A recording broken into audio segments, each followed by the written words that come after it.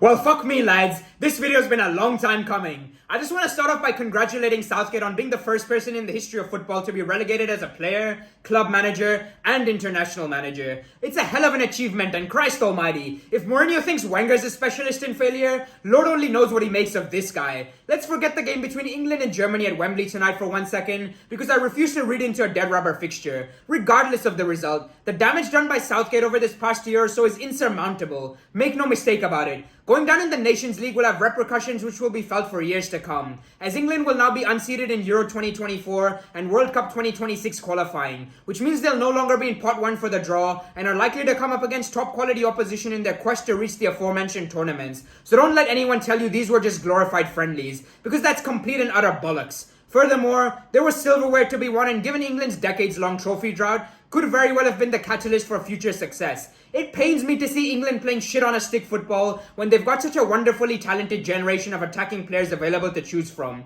That being said, before I tear any further into Southgate, and believe me I will, he does deserve some credit. The nation was more or less on its knees following the debacle that was Euro 2016, and he helped create the type of environment that allowed some of these youngsters to flourish in what has historically been a pressure cooker situation. As my mate Jacob Austin pointed out in the comment section of one of my previous videos, Southgate made some ballsy decisions early on in his tenure before falling into the trap of playing it too safe and constantly picking his favorites regardless of their form. On the one hand, it's great that he's showing faith in guys who've served him well in the past and ignoring outside noise, as illustrated by the repeated selection of public enemy number 1 Harry Maguire. But on the other, the bloke's barely gotten a kick at club level this season. Meanwhile, Tomori's helped Milan win their first title in over a decade, yet hasn't had a run of games to show us what he's all about. I'm not sure how many of you have been keeping track of Diego Dalot's progress this season, but the man has been playing like an absolute fucking demon for Man United and continued showing that form for Portugal during this international break, which just goes to show you the benefit of selecting players who are in form, something Southgate point blank refuses to do. I mean, the whole situation surrounding James Maddison is nothing short of criminal. He's been the only shining light in a disastrous Leicester side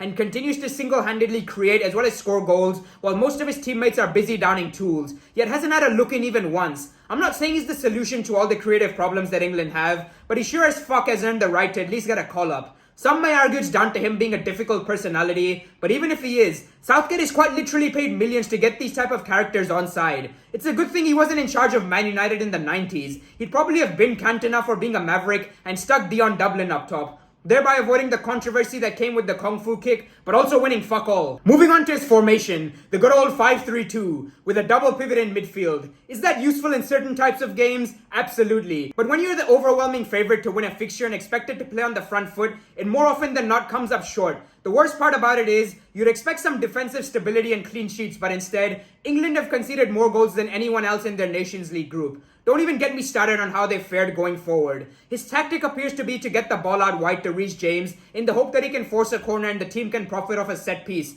or hoof it up to Harry Kane and see if he can make something out of nothing. Mate, this isn't Stoke City in 2009. You've got guys out there who play Champions League football under the likes of Guardiola and Klopp. Utter piss take that this is all they can muster up. Surely you've got to have a bit of tactical flexibility about you and experiment with 4 at the back outside of tournament football. After all, that's what these matches are supposedly all about, aren't they? Even when someone like Bellingham has come in and impressed, it's been more by accident than design. Had Calvin Phillips or Jordan Henderson been available, he wouldn't have even had a sniff, which shows you that they're constantly playing with the handbrakes on. Although I suppose this is exactly what he had in mind when he said he's looking to create a team in his own image, i.e., be a collection of boring bastards who do the right things but have nothing of note to show for it. Quite ironic when you think about it, given this is what Southgate had to say about Sven-Goran Eriksson's halftime team talk during England's defeat to Brazil at the 2002 World Cup. We needed Winston Churchill, but we got Ian Duncan Smith. As they say, what goes around fucking comes around. As for this myth claiming that Southgate is England's greatest ever manager after Sir Alf Ramsey, I haven't heard such a load of rubbish in my entire life.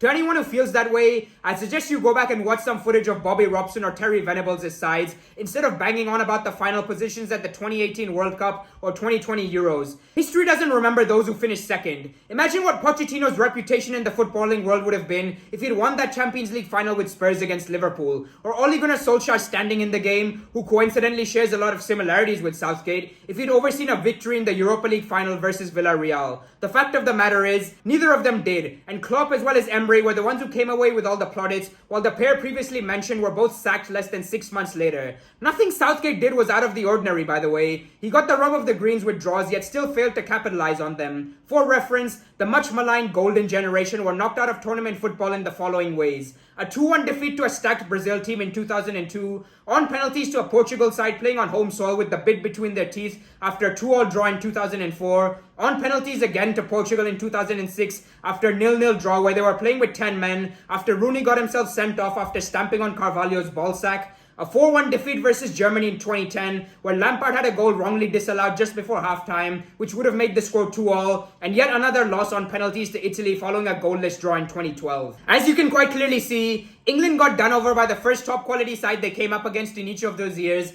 and the only difference for Southgate was that he happened to draw them much further down the line in the competition. And let's be real, Croatia in 2018 and Italy in 2021 weren't exactly at the level of the teams I've just mentioned there. My biggest fear is that history will repeat itself and England will scrape through against the likes of Iran and the USA and Qatar before narrowly beating countries in the mold of Tunisia and Senegal before bowing out in the semi-finals against actual worthwhile opponents, with Southgate remaining at the helm come Christmas. Would be a nightmare scenario, and in all honesty, if I had my way, he'd have been gone after that 4-0 defeat to Hungary at home, which is something you can well and truly label a sackable offence without exaggerating. For all the talk about the importance of stability, let's not forget Chelsea won the Champions League during times of utter chaos, with new managers in Di Matteo and Tuchel coming out of nowhere and turning failing sides around in the blink of an eye. Surely the remote possibility of something like that happening is far more exciting than having Southgate in charge come November 21st against Iran. Although knowing the FA, this isn't happening in a million years. Cheers for tuning in as always, folks. Don't take the thumbnail or title too seriously, I was just taking the piss, but please do let me know your thoughts in the comments down below. Take care and enjoy the rest of your week. Peace.